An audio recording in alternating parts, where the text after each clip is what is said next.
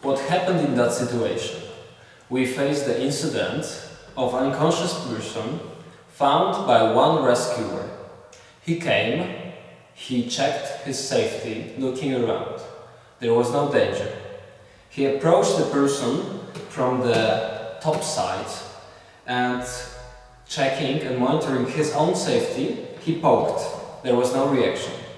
He approached behind the person, pointed the second rescuer who came to call 112, saying the location precisely and what happened and when it started, when it was observed.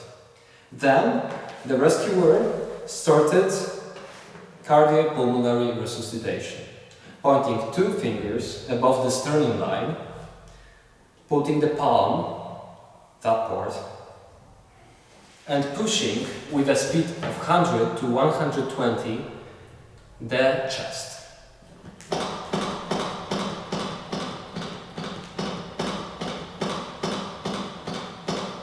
After that, the rescuer gave 2 rescue breaths and the procedure was repeated.